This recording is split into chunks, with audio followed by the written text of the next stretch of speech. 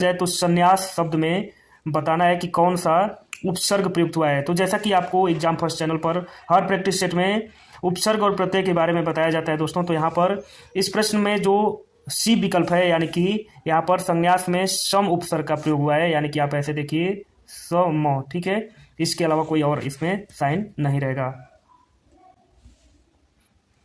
अब दोस्तों प्रश्न नंबर 2 हम यहाँ पर देखेंगे कि सहयोगी का विलोम क्या है। तो यहाँ पर आयोगी, नियोगी, सुयोगी और वियोगी। तो यहाँ पर इस प्रश्न का जो राइट आंसर है वो विकल्प सी, यानी कि सहयोगी का विलोम क्या होगा दोस्तों, वियोगी होगा।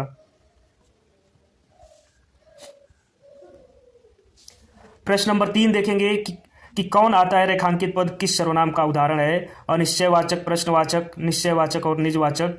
तो यहाँ पर दोस्तों इस प्रश्न का जो राइट आंसर है वो विकल्प बी, यानी कि यहाँ पर प्रश्नवाचक जो है सर्वनाम है, क्योंकि यहाँ पर देखिए क्वेश्चन मार्क लगा है, तो आप बहुत ही आसानी से कह सकते हैं कि यहाँ पर जो है प्रश्नवाचक सर्वनाम का प्रयोग किया गया है।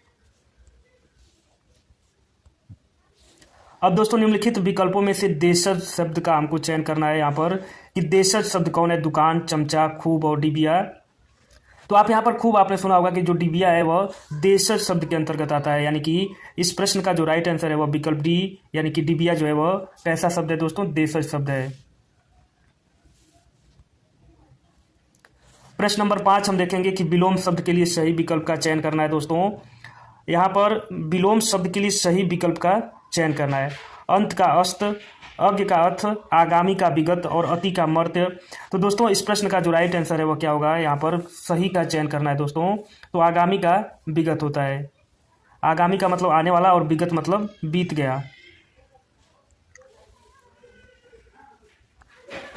इस पीडीएफ की लिंक दोस्तों मैं आपको अपने टेलीग्राम चैनल पर दे दूंगा, तो आप वहाँ से जो है इसे डाउनलोड कर लीजिएगा। तो यहाँ पर देखिए कि हिमालय से गंगा निकलती है, यह किस कारक का उदाहरण है। तो दोस्तों हिंदी के प्रैक्टिस सेट में आपको हजारों बार यह प्रश्न पढ़ाया जा चुका है कि हिमालय से गंगा निकलती है। तो यहाँ पर अपादान कारक का प्रयोग हुआ है, क्योंकि अपादान की जो विभक्ति होती है वह से होती है, और परंतु जो से होता है वह किसके अर्थ में, अलगाव के अर्थ में। किसके अर्थ में दोस्तों, जहाँ पर अलगाव होता है वहाँ पर जो है अपादान कारक होता है और से विभक्ति आती है। तो यहाँ पर देखिए हिमालय से गंगा निकलती हैं, यानी कि गंगा जी कहाँ से, हिमालय से निकलती हैं, यानी कि अलग होती हैं। तो इसलिए इस प्रश्न का जो सही उत्तर है दोस्तों वह विकल्प डी, यानी कि जो अपादान कारक है वह इस प्रश्न का सही उत्तर होगा। अब दोस्तों यहाँ पर निपात से प्रश्न पूछा गया है कि तुलना बोधक निपात का चयन कीजिए। काश, मत, सा और जी। तो इस प्रश्न का जो राइट आंसर होगा दोस्तों वह विकल्प बी, यानी कि सा जो है तुलना बोधक निपात है। प्रश्न नंबर 8 देखेंगे दोस्तों कि जानने की इच्छा इस वाक्यांश के लिए एक शब्द है। दुराग्रह, आग्रह, अज्ञ और जिज्ञासा। तो दोस्तों इस प्रश्न का जो राइट आंसर होगा वह विकल्प डी, यानी कि जानने की इच्छा के लिए एक शब्द जो है वह जिज्ञासा होता है। तो प्रश्नों का जो हिंदी के प्रश्नों का अभी तक जो लेवल मिला है दोस्तों, वह प्रश्नों का लेवल बहुत ही आसान भी नहीं कर सकते, लेकिन एक ऐसा अभ्यर्थी जो डेली 3-4 घंटे पढ़ाई करता है उसके लिए आई थिंक कि यह प्रश्नों का लेवल कोई बहुत टफ भी नहीं कहा जा सकता है। जानने की इच्छा आपने हजारों बार पढ़ा होगा, तो जिज्ञासा। हाँ, कई बार दोस्तों आसान जब पेपर आता है तो गलतियां होने के चांसेस ज़्यादा हो जाते हैं, लेकिन फिर भी आप जो है अगर इत्मीनान से करे होंगे तो यह प्रश्न अभी तक जो है आपके सही हो रहे होंगे। अब दोस्तों आइए अगला प्रश्न देखिए कि हिंदी में स्वर वर्णों की संख्या कितनी होती है। यूथ कंपटीशन बुक में यह प्रश्न हजारों बार जो है वह पूछा जा चुका है दोस्तों कि हिंदी में स्वर वर्णों की संख्या कितनी होती है। तो दोस्तों इस प्रश्न का जो राइट आंसर है वह विकल्प सी, यानी कि 11। दोस्तों आप सभी जानते हैं कि YouTube पर एक स्कैम चलता है, जहां पर लोग क्या करते हैं कि इन प्रश्नों का स्क्रीनशॉट लेते हैं और दिखाते हैं कि यह मेरी बुक से आया है। तो दोस्तों आप इनके चक्कर में नहीं पड़ेंगे, आप authenticate book, youth competition time, घटना चक्र, इन सभी को पढ़ेंगे तो उन्हीं से जो है वह प्रश्न पूछे जाते हैं दोस्तों। तो इस प्रश्न का जो 9वां था दोस्तों, इस प्रश्न का जो राइट आंसर है वह विकल्प सी, यानी कि हिंदी में स्वर वर्णों की संख्या कितनी होती है दोस्तों, 11 होती है। आप सभी साथी लाइव में जुड़िए जिन्होंने जूनियर असिस्टेंट परीक्षा का एग्जाम दिया है, और एक बार आप चेक करिए कि निम्नलिखित शब्दों में से वातानुकूलन यंत्र का कौन सा अर्थ सर्वाधिक उपयुक्त है। यानी कि वातानुकूलन यंत्र, यानी कि दोस्तों वातानुकूलन यंत्र किसे कहा जाता है, एसी को कहा जाता है। तो इसका सर्वाधिक उपयुक्त अर्थ मतलब बताना है कि मतलब इंग्लिश इसकी सर्वाधिक उपयुक्त क्या है। तो वातानुकूलन यंत्र यहाँ पर दोस्तों एसी, यानी कि एयर कंडीशनर जो है इस प्रश्न का राइट आंसर होगा।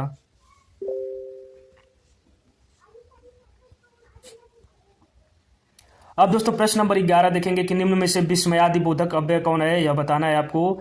तो दोस्तों आपको इंटरजेक्शन, यानी इंटरजेक्शन ऐसे शब्द होते हैं, जैसे आप सभी जानते होंगे विस्मयादिबोधक, ऐसे जो साइन लगा रहता है उनको विस्मयादिबोधक कहते हैं। तो आप इस प्रश्न का भी आसानी से उत्तर लगा पा रहे होंगे दोस्तों। वाह वाह, यह जो है विस्मयादिबोधक अव्यय है। अब दोस्तों वह हथियार जो फेंक कर चलाया जाता है क्या कहलाता है? अनेक शब्द के लिए एक शब्द यहाँ पर बताना था दोस्तों। तो वह हथियार जो फेंक कर चलाया जाता है उसे क्या कहलाता है? तो दोस्तों इसको जो है हम क्या कहते हैं? अस्त्र कहते हैं। अब दोस्तों अगर एक ट्रिक आप याद रखिएगा कि अस्त्र और शस्त्र होता है, तो शस्त्र में दोस्तों स आता है यानी साथ। तो ऐसे हथियार जिनको साथ में लेकर चलाए जाते हैं, जैसे बंदूक हुआ दोस्तों, राइफल, पिस्तौल, तो ये सब शस्त्र है, न कि अस्त्र है, क्योंकि आप इनको जब तक अपने हाथ में ही लेकर चलाएंगे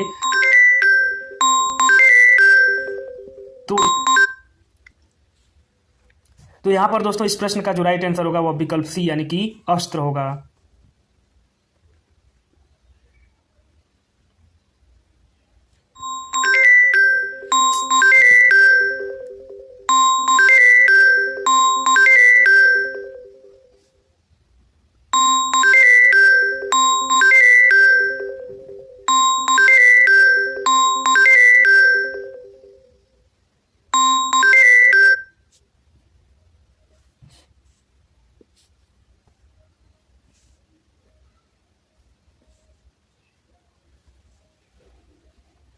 अगला प्रश्न दोस्तों देखेंगे कि प्रश्न नंबर 13।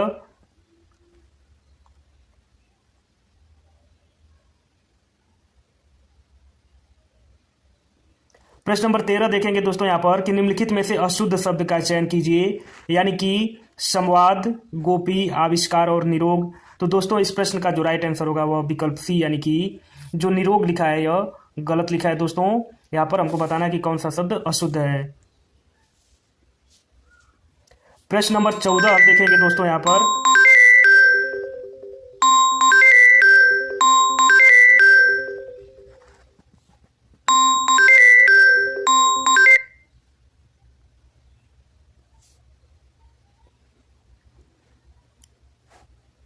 हेलो दोस्तों, प्रश्न नंबर 14 हम यहां पर देखेंगे कि अग्नि का पर्यायवाची है क्या है? वसन, वायु सखा, अतुल और महाकाय।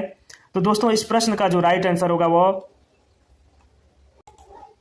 विकल्प बी यानी कि वायु सखा जो है वह अग्नि का पर्यायवाची होगा।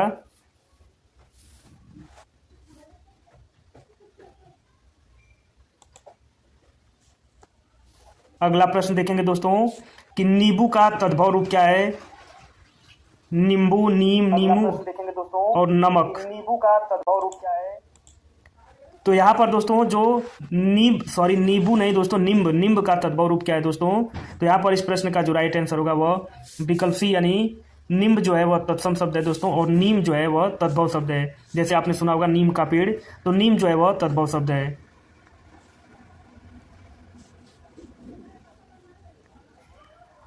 अब दोस्तों प्रश्न नंबर 16 हम यहाँ पर देखेंगे कि शिवालय का संधि विच्छेद क्या होगा? तो इस प्रश्न का जो दोस्तों राइट आंसर है वह विकल्प ए यानी कि शिव धन आलय शिवालय का सही संधि विच्छेद होगा, यानी कि विकल्प ए इस प्रश्न का सही उत्तर है।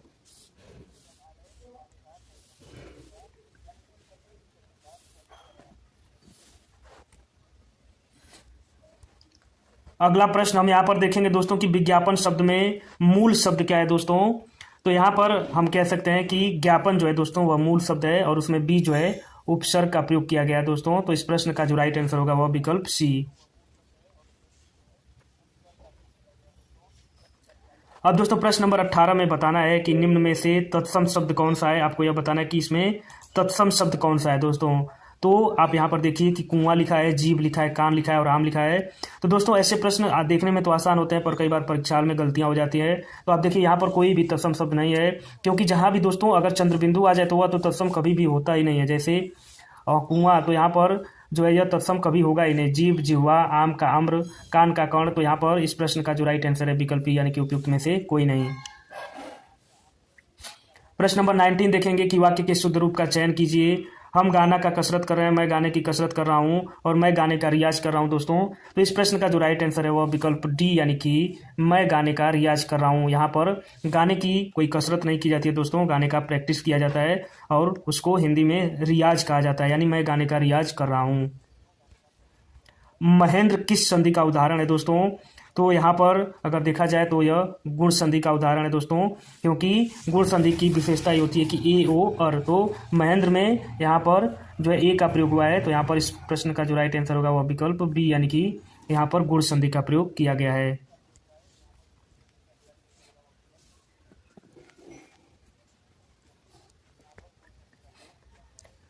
अगला प्रश्न, प्रश्न नंबर 21 देखेंगे कि अंधों में काना राजा, इस लोकोक्ति का अर्थ है क्या है। तो यहाँ पर जो इस लोकोक्ति का जो सही अर्थ है दोस्तों वह विकल्प डी, यानी कि मूर्खों में कुछ पढ़ा लिखा व्यक्ति, अंधों में काना राजा इस लोकोक्ति का अर्थ होगा। जो लड़के अच्छे होते हैं वे परिश्रमी होते हैं, यह किस प्रकार के वाक्य का उदाहरण है। तो दोस्तों इस प्रश्न का जो राइट आंसर है वह विकल्प सी, यानी कि यह जो है मिश्र वाक्य का उदाहरण है। संभव है रमेश कल आए, यह वाक्य किस काल का उदाहरण है। तो दोस्तों इस प्रश्न का जो राइट आंसर है वह विकल्प ए, यानी कि यहाँ जो है संभाव्य भविष्य का यह उदाहरण है। तो दोस्तों इस तरह के प्रश्न आपको पूरा प्रैक्टिस सेट में अच्छे से करवाया गया था। विज्ञापन की बैसाखी, इस वाक्यांश का भाव क्या है दोस्तों। तो यहाँ पर विज्ञापन की बैसाखी, यानी कि यहाँ पर जो भाव है वह क्या है। इस प्रश्न का जो राइट आंसर है वह विकल्प बी, यानी विज्ञापन की जरूरत। आप सभी साथी जो भी लाइव में जुड़े हैं वह कमेंट करेंगे, अपने प्रश्नों का मिलान करेंगे।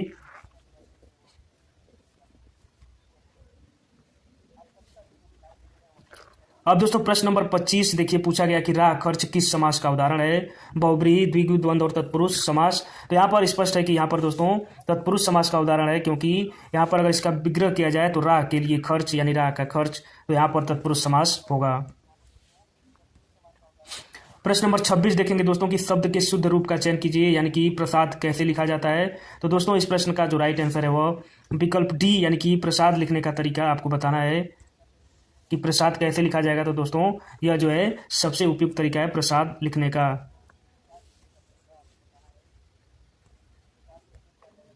अब दोस्तों रचना की दृष्टि से वाक्य के कितने प्रकार हैं दोस्तों। तो यहाँ पर 4, 2, 6 और 7। तो यहाँ पर उपयुक्त में से कोई नहीं। तो इस प्रश्न का जो राइट आंसर होगा दोस्तों वह विकल्प ई, यानी कि उपयुक्त में से कोई नहीं। क्योंकि दोस्तों आप जानते हैं रचना की दृष्टि से जो वाक्य के प्रकार होते हैं वह 3 होते हैं, सरल वाक्य, संयुक्त वाक्य और मिश्र वाक्य। प्रश्न नंबर 28 देखेंगे कि इनमें से कौन सा शब्द जीवन का अर्थ नहीं है। जल, प्राण, जीवित और शिक्षक। तो दोस्तों इस प्रश्न का जो राइट आंसर होगा वह विकल्प सी, यानी कि जीवन का अर्थ शिक्षक नहीं होता है। इनमें से गुणवाचक विशेषण शब्द कौन सा है दोस्तों। बहुत, आप, 25 और पुराना। तो यहाँ पर हम कह सकते हैं दोस्तों यहाँ पर जो पुराना लिखा है वह गुणवाचक विशेषण है।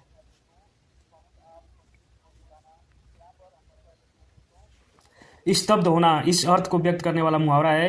हाथ मलना, सफेद झूठ, आंखें चुराना और हाथ के तोते उड़ना। तो दोस्तों इस प्रश्न का जो राइट आंसर होगा वह विकल्प सी, यानी कि हाथ के तोते उड़ना स्तब्ध होना के लिए एक मुहावरा है। अब दोस्तों यहाँ से हम रीजनिंग के प्रश्नों को देखेंगे। 30 प्रश्न हिंदी के, बाकी रीजनिंग के। तो इन प्रश्नों को थोड़ा सा हम देख लेते हैं दोस्तों, आप इनको मैच कर लीजिएगा। तो प्रश्न नंबर 31 का जो आंसर होगा वह विकल्प ए। 32 नंबर प्रश्न की यदि 40 विद्यार्थियों की कक्षा में राम का स्थान ऊपर से 14वां, श्याम का स्थान नीचे से 10वां, तो राम और श्याम के बीच विद्यार्थियों की संख्या है कितनी है दोस्तों। तो यहाँ पर इस प्रश्न का जो राइट आंसर होगा वह विकल्प ए, यानी कि 15 जो है अभ्यर्थियों की संख्या होगी।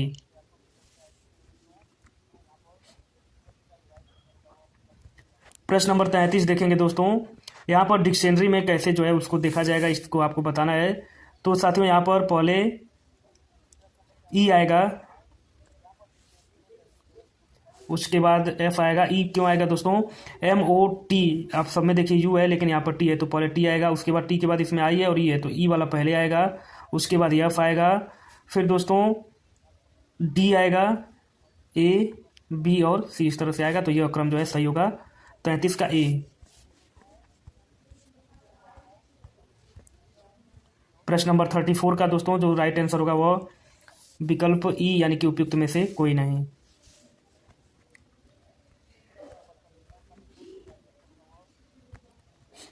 प्रश्न नंबर 35 देखेंगे दोस्तों, सबसे उपयुक्त विकल्प बताना है।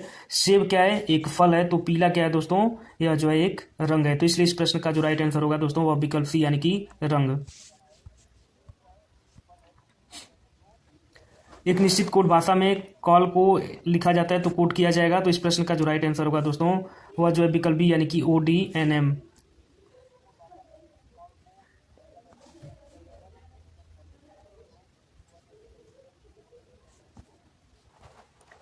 प्रश्न नंबर 37 है दोस्तों, यहाँ पर बताना है तो आप इसको सॉल्व कर लेंगे। यहाँ पर इस प्रश्न का जो राइट आंसर है वह विकल्प ई यानी कि उपयुक्त में से कोई नहीं।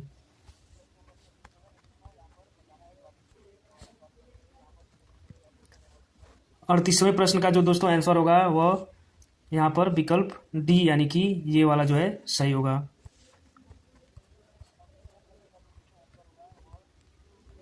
यहाँ पर दोस्तों वर्ग बताना है कि वर्गों की संख्या कितनी है, तो यहाँ पर विकल्प बी इस प्रश्न का सही उत्तर है, यानी कि इस जो आकृति है उसमें दिए गए वर्गों की संख्या 30 होगी।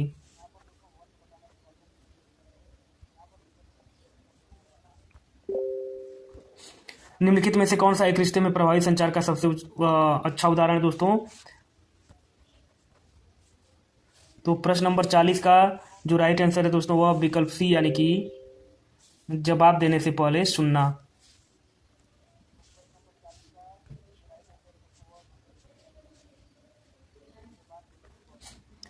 प्रश्न नंबर 41 का जो दोस्तों राइट आंसर होगा वह विकल्प डी यानी कि ई जो है इस प्रश्न का राइट आंसर होगा, क्योंकि यहाँ पर विषम को चुनना है, तो इसमें जो विषम है वो कौन है, वह जो है दोस्तों ई होगा। प्रश्न नंबर 42 देखेंगे कि सभी फल बीज हैं और सभी बीज पौधे हैं। सभी फल जो है दोस्तों, अगर ये ग्राफ बनाए तो सभी फल क्या हैं, बीज हैं, बीज, और सभी बीज क्या हैं, पौधे हैं। ठीक है, यह बनेगा ऐसे। तो इसमें जो राइट आंसर होगा वह विकल्प ई यानी कि उपयुक्त में से कोई भी विकल्प सही नहीं है। निर्णय लेने की प्रक्रिया में पहला कदम क्या है दोस्तों? तो इस प्रश्न का जो राइट आंसर है वह विकल्प सी होगा, यानी कि निर्णय या समस्या की पहचान करें। श्रृंखला में अगली संख्या खोजें दोस्तों, तो इस प्रश्न का जो राइट आंसर है वह विकल्प डी यानी कि 143।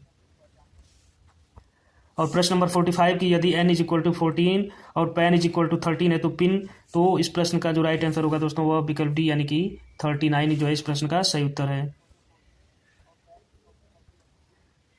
अब दोस्तों निम्नलिखित में से कौन सा संगठन भारत के अंतरिक्ष कार्यक्रमों को चलाता है?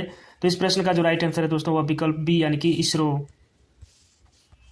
यूएसबी यानी कि यूनिवर्सल सीरियल बस उपकरण का प्राथमिक उद्देश्य क्या है? तो बाहरी उपकरणों को जोड़ना और डेटा स्थानांतरित करना जो है यूएसबी केबल का प्रमुख जो है कार्य होता है। निम्नलिखित नामों में से भारत के मुख्य चुनाव आयुक्त 2025 की पहचान करें। तो दोस्तों इस प्रश्न का जो राइट आंसर है वह विकल्प डी यानी कि मुख्य चुनाव आयुक्त कौन है? ज्ञानेश कुमार। गंगा नदी कहाँ से निकलती है दोस्तों? तो इस प्रश्न का जो राइट आंसर होगा वह विकल्प डी गंगोत्री हिमनद से।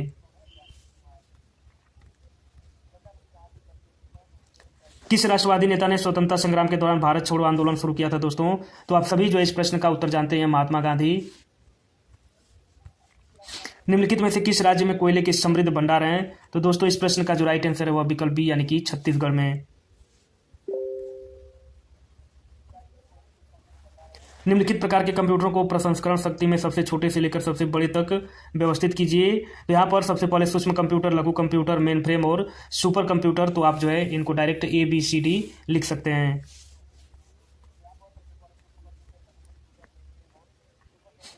प्रश्न नंबर 53 देखेंगे, सूची 1 को सूची 2 से सुमेलन करना है दोस्तों। तो यहाँ पर देखा जाए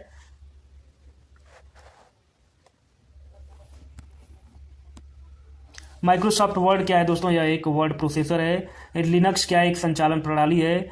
गूगल क्रोम क्या है दोस्तों? यह एक वेब ब्राउजर है। और फोटोशॉप जो है एक छवि संपादन सॉफ्टवेयर है। तो आप कह सकते हैं कि इस प्रश्न का जो राइट आंसर है वह विकल्प डी यानी कि 2, 1, 4 और 3।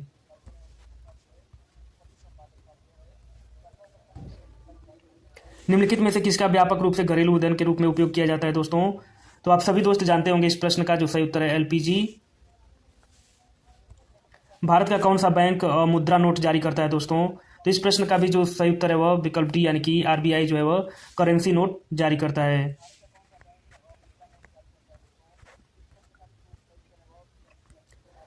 अब दोस्तों यहाँ पर किस देश से राफेल M लड़ाकू विमान खरीदे हैं भारत ने 2025 में? तो दोस्तों राफेल के बारे में तो सभी लोग जानते हैं कि यह जो है फ्रांस से लिया गया है। बहुत चर्चा में भी था राफेल विमान। तो यहाँ पर इस प्रश्न का जो सही उत्तर है वह उपयुक्त में से कोई नहीं। अमेरिका से दोस्तों नहीं लिया गया है, यह फ्रांस से लिया गया है। शरीर का अंग, कौन सा अंग पूरे शरीर में रक्त को पंप करता है दोस्तों? तो इस प्रश्न का जो राइट आंसर है वह विकल्प ए यानी कि हार्ट यानी कि हृदय। 1919 में ब्रिटिश भारत में हिंसक जलियांवाला बाग नरसंहार कहाँ हुआ था दोस्तों? तो इस प्रश्न का जो राइट आंसर है वह विकल्प बी यानी कि अमृतसर, पंजाब में। भारत की अर्थव्यवस्था का कौन सा क्षेत्र देश के अधिकांश लोगों को रोजगार देता है? तो इस प्रश्न का जो राइट आंसर है दोस्तों वह विकल्प सी यानी कि एग्रीकल्चर यानी कि कृषि। किस राष्ट्रीय स्वतंत्रता आंदोलन को नमक सत्याग्रह के रूप में भी जाना जाता है दोस्तों? तो इस प्रश्न का जो राइट आंसर है वह विकल्प ए यानी कि सविनय अवज्ञा आंदोलन को नमक सत्याग्रह के रूप में भी जाना जाता है। राजस्थान में पोखरण भारत की किस उपलब्धि के लिए प्रसिद्ध है? तो दोस्तों यहीं पर जो है परमाणु बम का जो है सफल परीक्षण हुआ था पोखरण में, जो राजस्थान में अवस्थित है। तो दोस्तों आप हम कह सकते हैं कि आपने अच्छे से प्रश्नों को किया होगा। प्रश्नों का स्तर ठीक ठाक है, मॉडरेट है। 1969 में शुरू हुए किस कंप्यूटर नेटवर्क को आज के इंटरनेट के पहले संस्करण के रूप में जाना जाता है दोस्तों? तो इस प्रश्न का जो राइट आंसर है वह विकल्प बी यानी कि अर्पानेट को। आप सभी ने अर्पानेट के बारे में जरूर सुना ही होगा। तो इस प्रश्न का जो राइट आंसर है वह विकल्प बी यानी कि अर्पानेट।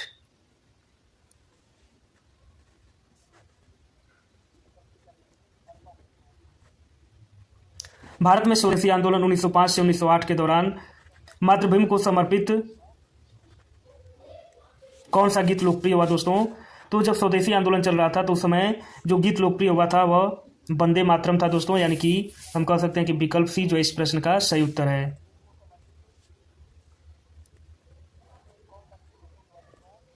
अब दोस्तों कंप्यूटर का जनक किसे कहा जाता है आपको बताना है यहाँ पर।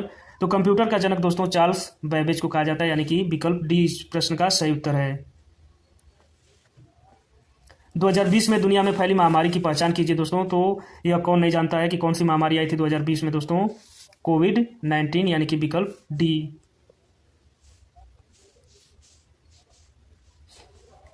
निम्नलिखित में से कौन सा संरचित डेटा का एक उदाहरण है? वीडियो, इमेज, ईमेल और एक्सेल। तो आप सभी जानते हैं दोस्तों कि एक्सेल में संरचित यानी कि कंस्ट्रक्टेड डेटा को रखा जाता है। सोशल नेटवर्किंग प्लेटफॉर्म का उद्देश्य क्या है दोस्तों? तो इस प्रश्न का जो राइट आंसर है वह विकल्प ए यानी कि लोगों को जोड़ना और उन्हें संदेश, फोटो और अपडेट करने में सक्षम बनाना। निम्नलिखित में से कौन सा एक लोकप्रिय एआई आधारित आवाज सहायक है, यानी कि साउंड हेल्पर कौन है दोस्तों? तो इस प्रश्न का जो सही उत्तर है दोस्तों वह विकल्प ए यानी कि सीरी। निम्नलिखित में से कौन सा उपकरण आपको इंटरनेट पर वेबसाइट खोलने और देखने की अनुमति देता है? तो आप सभी दोस्तों जानते हैं गूगल क्रोम का आपने सबने नाम सुना है और सब लोग यूज भी करते होंगे। तो उसको क्या कहा जाता है दोस्तों? Web browser.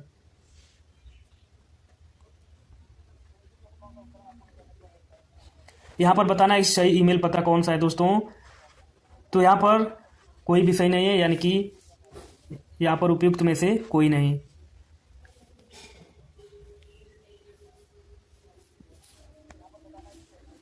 बिग डेटा आमतौर पर कहाँ संग्रहित किया जाता है दोस्तों? तो इस प्रश्न का भी जो राइट आंसर है वह विकल्प ई यानी कि उपयुक्त में से कोई नहीं। इंटरनेट निम्नलिखित का एक नेटवर्क है दोस्तों। तो यह वैश्विक स्तर पर जुड़े कंप्यूटर्स का एक नेटवर्क है, यानी कि इस प्रश्न का जो सही उत्तर है वह विकल्प बी होगा। यहाँ पर दोस्तों मिलान करना है, तो यहाँ पर जो है सही मिलान होगा वह विकल्प ए यानी कि 4, 1, 2 और 3। यानी कि MS वर्ड क्या है दोस्तों? यह एक वर्ड प्रोसेसिंग सॉफ्टवेयर है। विंडोज़ क्या ऑपरेटिंग सिस्टम है दोस्तों? और MS एक्सेल एक स्प्रेडशीट सॉफ्टवेयर है। और MS पावर पॉइंट जो है वह प्रेजेंटेशन सॉफ्टवेयर है।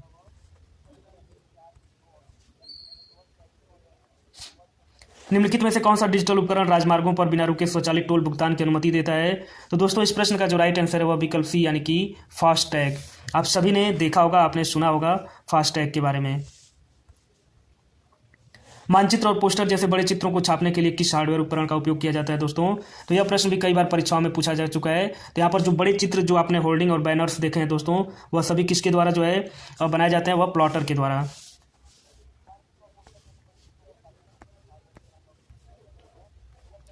प्रश्न नंबर 76 देखेंगे दोस्तों यहाँ पर कि IoT, big data, deep learning और आर्टिफिशियल इंटेलिजेंस। तो यहाँ पर देखें दोस्तों जो IoT है वह क्या करता है? इंटरनेट से जुड़े और संचार करने वाले उपकरणों को जोड़ता है। बिग डेटा जो दोस्तों वह डेटा की बहुत बड़ी मात्रा। आर्टिफिशियल इंटेलिजेंस ऐसी मनुष्य जो मनुष्य की तरह सोचती हैं और कार्य करती हैं। और डीप लर्निंग दोस्तों तंत्र की कई परतों का उपयोग करके सीखना। तो हम कह सकते हैं कि इस प्रश्न का जो राइट आंसर है वह विकल्प सी यानी कि 3, 1, 4 और 2। वित्तीय लेन देन के लिए आधार से कौन सा डिजिटल वित्तीय उपकरण जुड़ा है दोस्तों? यूपीआई, नकद, पैन कार्ड और मतदाता पहचान पत्र। तो यहाँ पर हम कह सकते हैं कि उपयुक्त में से कोई नहीं।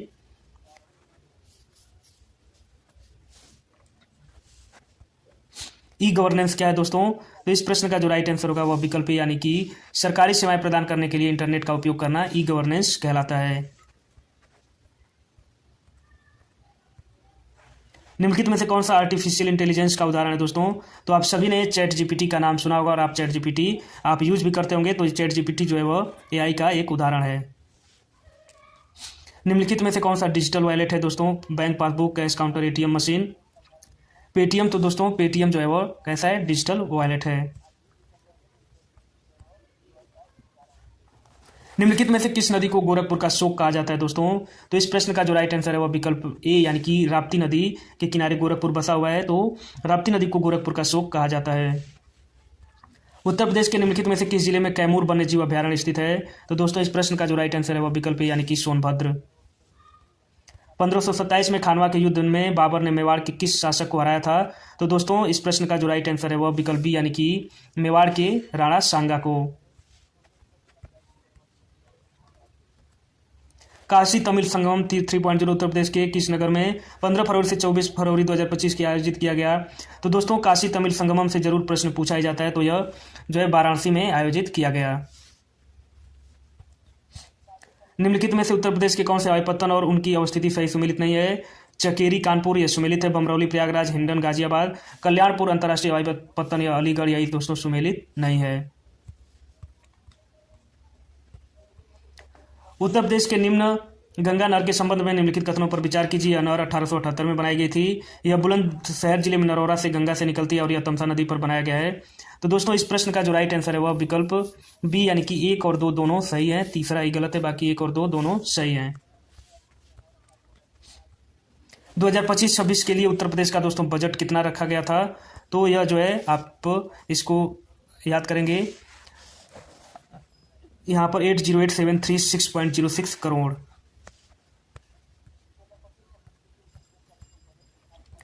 निम्नलिखित में से कौन सा पठार उत्तर प्रदेश के दक्षिणी अग्रभाग को बनाते हैं दोस्तों? तो इस प्रश्न का जो राइट आंसर है वह विकल्प बी यानी कि बुंदेलखंड और बघेलखंड का पठार। निम्नलिखित में से कौन सा कथन टाइगर क्लास 2025 के अभ्यास के बारे में सत्य है? तो इसका गरुड़ रेजिमेंटल प्रशिक्षण केंद्र उत्तर प्रदेश में समापन किया गया। यह जो इस प्रश्न का राइट आंसर है। महाजनपद और उनकी राजधानी युग में यह बताना है दोस्तों कौन सा सुमेलित नहीं है? तो यहाँ पर अस्मक का जो है वह विराट यही जो है सुमेलित नहीं है, बाकी अंक का चंपा, चेदी का सुक्तमती, वत्स का कौसाम्बी यह सभी जो है सही सुमेलित हैं। किस युद्ध में बाबर ने बंगाल और बिहार की संयुक्त सेनाओं को हराया दोस्तों? तो इस प्रश्न का जो राइट आंसर है वह विकल्प डी यानी कि घाघरा का युद्ध जो 1529 में हुआ था।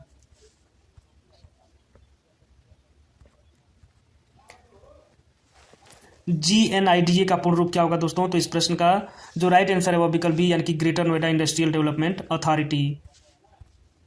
आर्कियन चट्टान उत्तर प्रदेश की प्राचीनतम भौगोलिक संरचनाएं मुख्यतः किस जिले में पाई जाती हैं? तो दोस्तों इस प्रश्न का जो राइट आंसर होगा वह विकल्प ए यानी कि सोनभद्र और ललितपुर में। उत्तर प्रदेश सरकार ने किस तिथि को उत्तर प्रदेश पर्यटन नीति 2022 अनुमोदित की? तो दोस्तों इस प्रश्न का जो राइट आंसर है वह 16 नवंबर 2022। निम्नलिखित में से कौन सा व्यक्ति वाराणसी उत्तर प्रदेश से एक प्रसिद्ध भारतीय हॉकी खिलाड़ी है? तो दोस्तों इस प्रश्न का जो राइट आंसर है वह विकल्प ए यानी कि ललित उपाध्याय।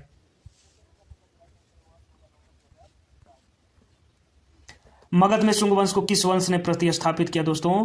तो इस प्रश्न का जो राइट आंसर है वह विकल्प सी यानी कण्व वंश ने। मैंने कई बार आपको ट्रिक बनाया कि शक याद करिए दोस्तों, शुंग के बाद कौन आता है? कण्व आता है।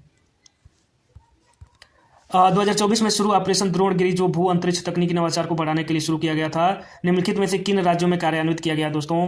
तो इस प्रश्न का जो राइट आंसर है वह विकल्प सी यानी कि उत्तर प्रदेश, हरियाणा, असम, आंध्र प्रदेश और महाराष्ट्र।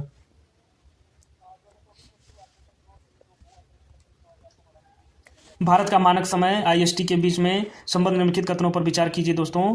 तो यहाँ पर इस प्रश्न का जो राइट आंसर है वह विकल्प बी यानी कि 1 और 2 दोनों सही है, यानी कि यह 82.5 डिग्री पूर्वी देशांतर पर आधारित पर गणना की जाती है और उत्तर प्रदेश में मिर्जापुर से होकर गुजरती है। और यहाँ पर जो उन्नाव है दोस्तों यह गलत है, उन्नाव से इसका कोई संबंध नहीं है। छोटा इमामबाड़ा और रूमी दरवाजा उत्तर प्रदेश के किस जिले में स्थित है? तो दोस्तों इस प्रश्न का जो राइट आंसर है वह विकल्प ए यानी कि लखनऊ में। और उत्तर प्रदेश के आजमगढ़ डिवीजन में कौन कौन आता है दोस्तों? तो यहाँ पर मऊ और बलिया, यानी कि इस प्रश्न का जो राइट आंसर है वह विकल्प बी यानी कि मऊ और बलिया आजमगढ़ डिवीजन के अंतर्गत आते हैं। तो यहाँ पर दोस्तों हमने सभी 100 प्रश्नों को देख लिया है। तो आप सभी साथी जो अभी लाइव में नहीं जुड़ पाए वह बाद में वीडियो देखेंगे तो वह जो है अपना फीडबैक अपना कमेंट करेंगे कि आपने 100 में से कितने प्रश्नों को सही किया है। दोस्तों एक बात मैं आपको कड़वी सच्चाई में बता दूं कि जो अभी मैं इस पेपर को देख रहा हूं तो मुझे लग रहा है कि यह पेपर आसान है, या कोई भी जो आदमी बाहर से बैठकर पेपर को देखता है तो उसको लगता है कि यह पेपर आसान है, परंतु पेपर कोई भी आसान नहीं होता। जो लोग एग्जाम हॉल में पेपर को देते हैं वहाँ का एक प्रेशर अलग होता है, वहाँ पर कई बार आते हुए क्वेश्चंस भी गलत हो जाते हैं दोस्तों। तो इस तरह से कोई यह नहीं कह सकता कि यह पेपर बहुत ही आसान था, हलवा था। हाँ, परंतु अगर आपने अच्छे से तैयारी की होगी, इत्मीनान से तैयारी की होगी, तो आप निश्चित तौर पर एक अच्छा स्कोर कर रहे होंगे। तो आप सभी साथी अपना जो है कमेंट स्कोर करें, अपना स्कोर जो है वह नीचे कमेंट बॉक्स में कमेंट करेंगे। तो यहाँ पर आपको जो है कि आप जो है लगातार अपनी तैयारी को जुड़े रहेंगे। अगर आपके कम नंबर भी आ रहे हैं तो आपको निराश नहीं होना है। आगे लेखपाल और आदि परीक्षाएं लगी हैं तो आपको उनकी तैयारी करना है साथियों। तो आपको एग्जाम फर्स्ट चैनल से भी जुड़ जाना है। तो अभी लाइव को यहीं खत्म करेंगे दोस्तों, और आप अपना स्कोर जो है कमेंट कीजिएगा। तो आप सभी का बहुत बहुत धन्यवाद, नमस्कार।